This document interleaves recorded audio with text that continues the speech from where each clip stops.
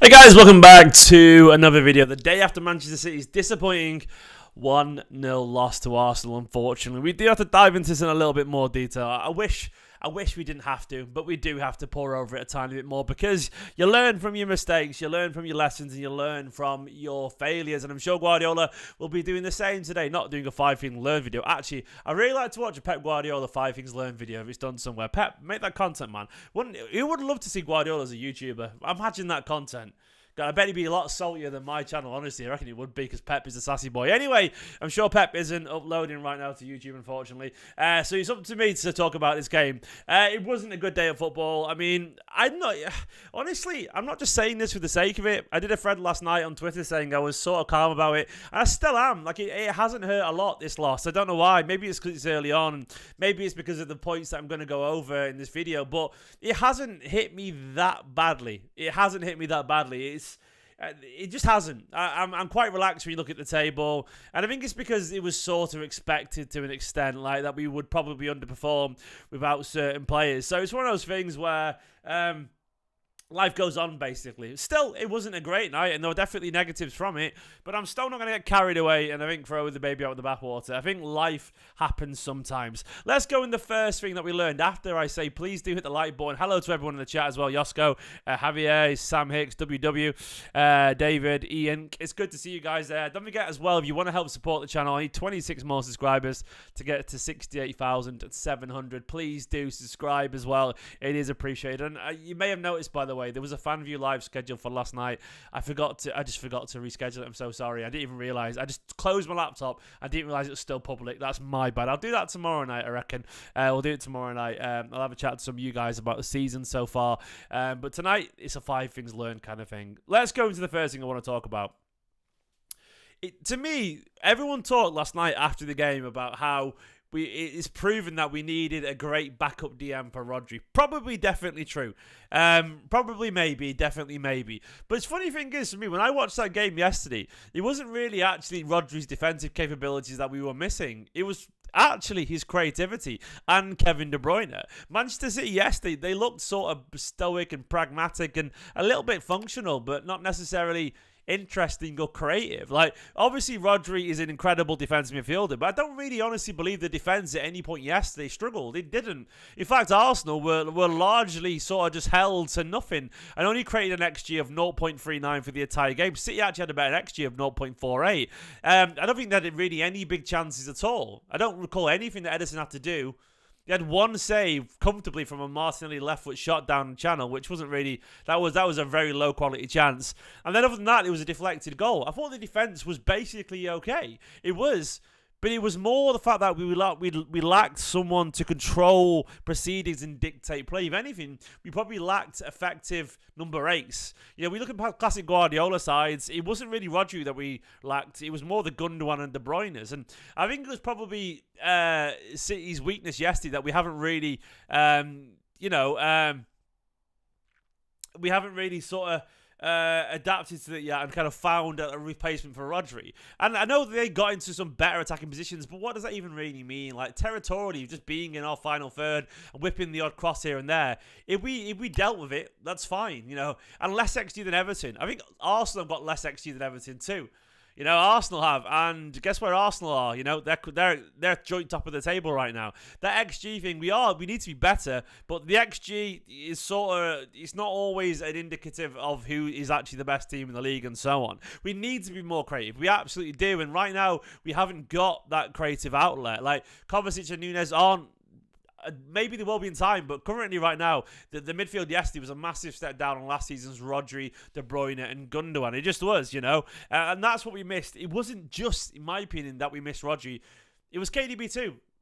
I think if you were looking at all the players at the start of the season that we could have really done with not missing, the two would have been those two. Absolutely would have been those two.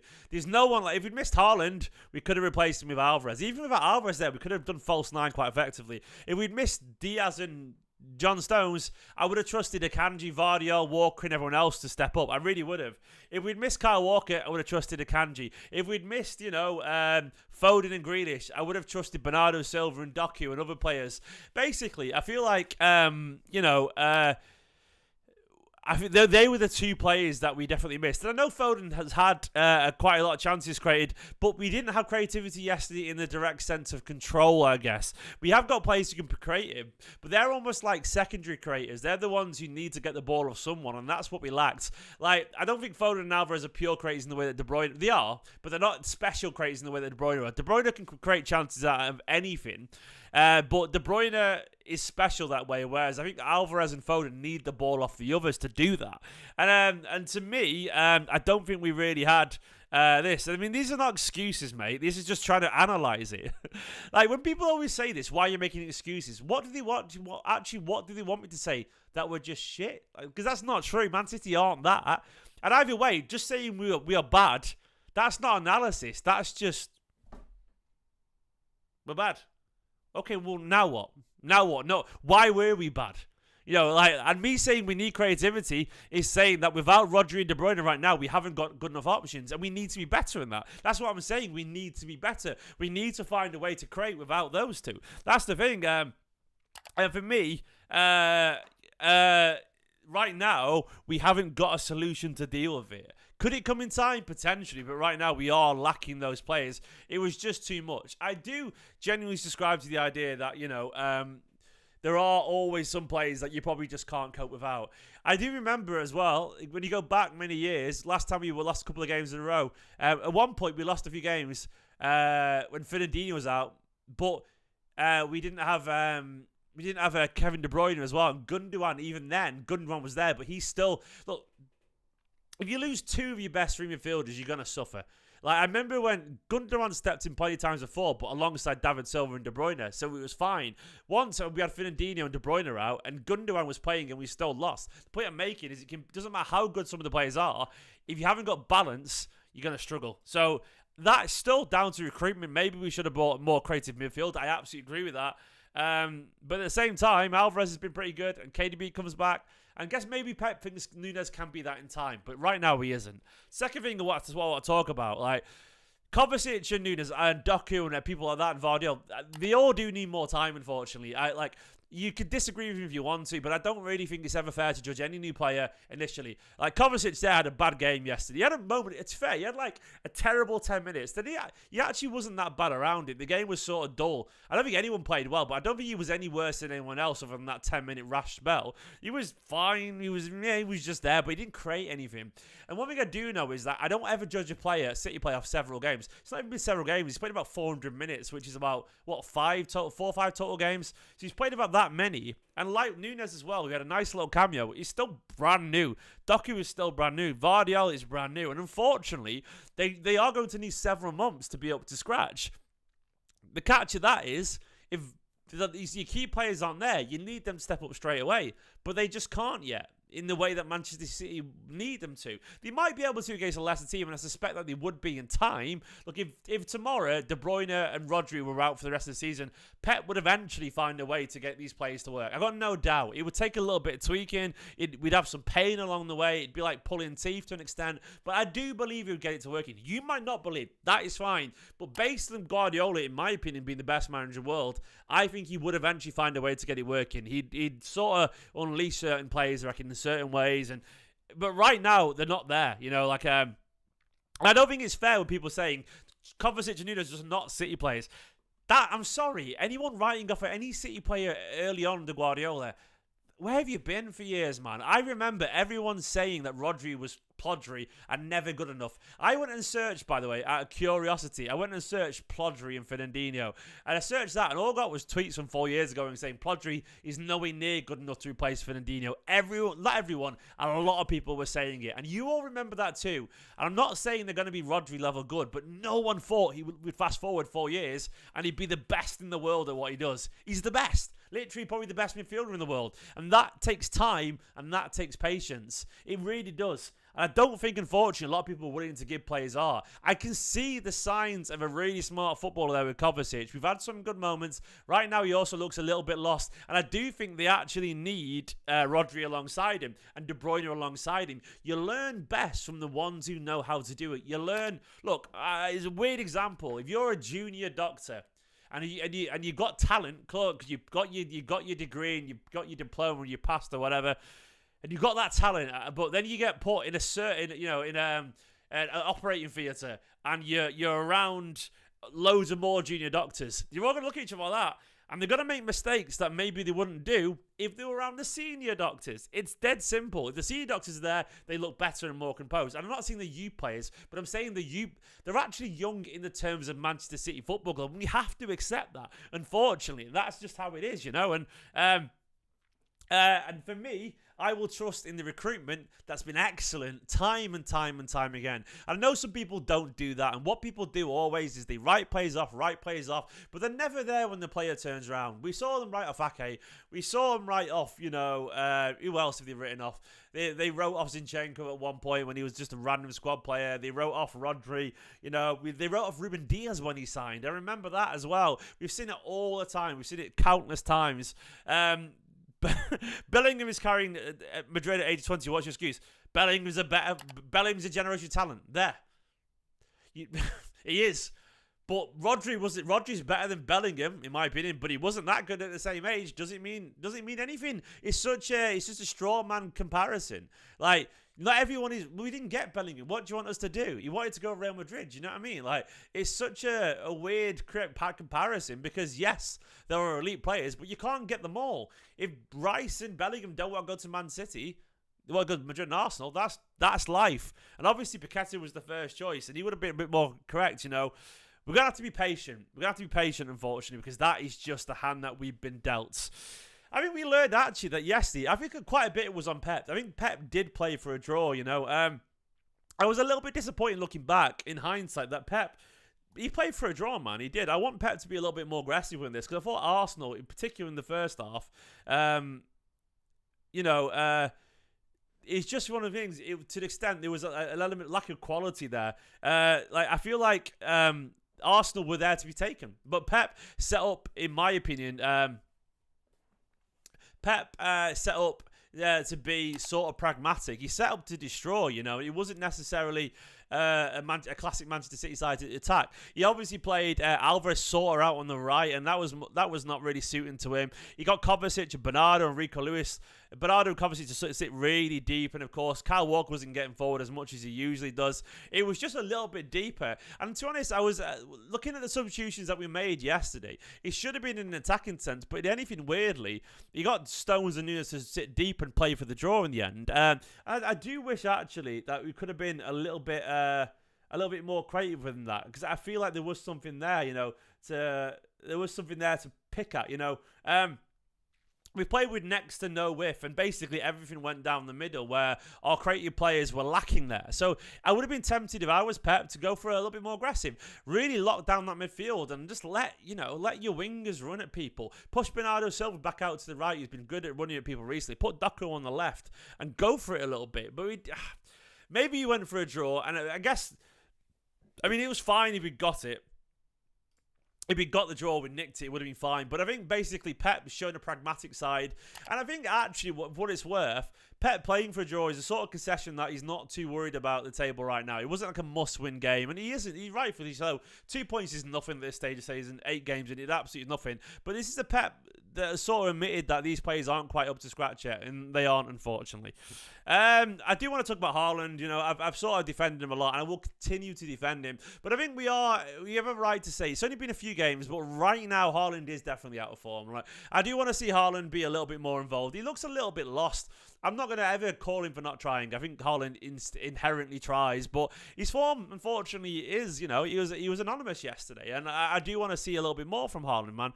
I do. Like, to me, there was an argument to be made that Haaland maybe should have come off the pitch and Alvarez should have stayed on, because Haaland, when he's in that kind of form and he's not involved, he does feel like we're playing with 10 men. Having said that, he is Haaland. He is a freak of nature. I love him. I'm not being entitled. I'm not being spoiled here. But I can recognise when a player is struggling. And I think Haaland in the last few games looks like a man a little bit lost in this team currently. I do feel a bit sorry for him, because he is needing service. And I agree that he needs service. I'm not criticising him individually. I just do think in general he if he's not getting service, he definitely needs to find a way to be a little bit more assertive. There's a couple of times when I want to see him just be a bit more of a bulldozing, rampaging player, man. Take a leaf out of Didier Drogba's book. He's got that physicality. He's a little bit too passive, and there was a few times where the ball came to him and his hold-up wasn't quite good enough. And I'm not criticising him, I promise you not, but I think if you're not going to get chances, make yourself an absolute nuisance. Bully people around and be physical. And I think his form his touch isn't that great right now, and he's not really affecting the centre-backs too much. And I think his channel running, a couple of times he gets the ball, and he's just been a bit soft. And I think I want him to be a little bit stronger. Haaland, I love you, mate. I do. But I want a bit of fire in that belly, man. And it probably is just down to, we presume he's this all-conquering beast with a brilliant self-belief, but he is only human, he is only a young lad as well, and he's quite a nice guy by all accounts. I do think he's just as likely to be a bit insecure or lacking a bit of confidence every now, just like everyone else. And I think to me, it is what it is. Like, I think we have to be patient for him, with him, but yeah, his form is not great right now. It isn't great right now, and I can admit that. Am I worried about him? Not worried, no, but I can admit there might be an argument every now and then to leave Alvarez on the pitch and not Haaland, because Alvarez is in slightly better form. Thank you for the super chat, Babagana Zana. Thank you so much. Strangely, he said, I don't mind us losing yesterday. I like us being doubted. I need my pissed off Ruben and Rodri and Silva. At the end of all we do is keep winning. I love the positivity, mate. I agree, actually. I think City are often better when they have a setback, and Pep is forced to find a solution. I agree entirely, mate. That's a good comment there, because it brings me to the next point. We've been here before, man. We've been here before. I saw a comment yesterday on Twitter where I've seen loads of people say we've never been this bad. You guys have memories. Those people have memories, like the memory of a fly, mate. Or a goldfish. How are people forgetting last season? Look, I'm not saying it's great being not perfect, but we've been much worse than this. And someone said, you're afraid to say the truth. No, I have a different opinion than you, mate. That's the difference. That's it. I don't judge a team based off the first 8 games of the season. I really hate it when people kind of try and put words in my mouth and just presume that look, I'm not going to say I'm right. I will never say I'm right on this. I'm offering my opinions. And what I do know is that I can look back and sense that deja vu again. Some people don't remember how bad we were at times. There was a spell where we could barely get a shot on target last season, where we had 3 games inside a few weeks where we didn't get a single shot on target. It was crazy how boring we were at times last season. And Pep, at one point, gave up. Pep said, I don't recognise my team. People were talking about Pep out at one point last year. We've had loads of spells like this. So I recognise that the issue is clearly that we can't deal with Rodri right now. I do recognise the issue is that Pep hasn't really got all the new signings up to speed yet. Are they going to be good enough? I don't know. I reckon most of them will be. Vardy will be. Doku will be. One of Kovacic and Nunes will be great in time. Maybe both of them. I don't know. But what I do know is all this stuff about City's attack being boring. They said the same last season. We said the same at the start of every year. Every year we start slowly. Every year people kick off a fuss. Every year people moan. Then every year no one kind of puts their hands up and go, oh, guess what? I was wrong. We turned last season's form into a treble winning side. I don't know if it's going to happen again. But I do know that we do have, in my opinion, the tools to be a very interesting side. It's going to take patience. It's going to take time. We've been here before, and we haven't even got started yet. This is nothing for Manchester City. Guardiola says every single time, we just need to be there around the end of the season, around April, March, May. He says it every single season. If we are there around March, April, May, that is when we get going. And why does he say that? He's not saying that to make people feel better. He's saying that because that is part of the process. These players take time. These players, Guardiola's teams, take time. He knows this. He knows that look, this isn't a microwavable meal. Guardiola made this kind of clumsy comparison the other day. This is a slow cooker, man. He puts a bit of vegetables in the slow cooker. He puts some stew, he puts some meat in there, and he lets it cook over time. And occasionally, he opens the pot, There's a tiny little taste and goes, that needs a little bit more salt, needs a bit more paprika, I don't know, needs a little bit of something, and you will change it. You'll take a player out in there, and I guarantee you, come March, this team that we saw yesterday will look nothing like the team that we saw today. It's just what happens. He plays all these players, he gets used to them, then he finds a best team. We've been here before. Does that mean we'll win the league? No. I don't think we will. I'm not saying we're going to definitely win the league. I know, I think we might. I think we will do, but can I guarantee it? No. But what I do know is that we'll be better than this because we always are. Because De Bruyne will be back, Rodri will be back, Haaland will find his form again. Pep will continue to improve the likes of Nunes, Kovacic, Guardiola, and Doku, and that is always. These are not excuses. These are just a fact. We've seen it a billion times, and anyone who thinks that the current team is the team that's going to be there in 6 months now is not paying attention. Anyway, everyone who's saying that they botched the transfer window, I can see you in the chat. I want to see your apologies in a year or two when Nunes looks world class or whatever, because it's always going to happen. It happens every time. We never learn. Pep's the best coach in the world. They are 5 things that I talk about anyway, and I know people like to moan and like to throw everything out and bin everyone off and tell everyone's nap when we lose, but this is life. These two will be back soon. Eventually, the others will keep learn from the masters, and they'll look better. We do need more time for the signings. You might not agree that they're good enough, but what I do know is that it's not fair to judge them after 8 games, especially when most of them haven't played 8 games. You know, they played a handful of games each. Pep played for a draw, which was pragmatic, not my call, but I think it's accepting of the weaknesses right now. Haaland is out of form, and we've been here before. Guys, they are the 5 things that I took from this game. Watch a match reaction if you want to. If you don't agree with me, that's fine. But what I'm saying is, I'm not saying I'm right.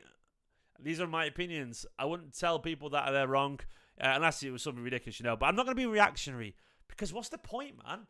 Like, the definition of insanity is doing the same thing over and over and over again and expecting something different. I would say the definition of Manchester City's insanity is watching City have a poor start to the season over and over again and presuming that's the reality, when we know so much that Pep Guardiola is the man to light a fire under a team, man. He always lights a fire under a team. Pep is not going to be happy with poor performances. He will find a way to win because Pep Guardiola is the best manager in the world and we got some of the best players in the world. Guys, thanks for watching. Like the video. Subscribe to the channel if you're new. It'll be fine. I've got some special video coming this week as well, which is coming soon. Wait for it. In a bit. Bye-bye.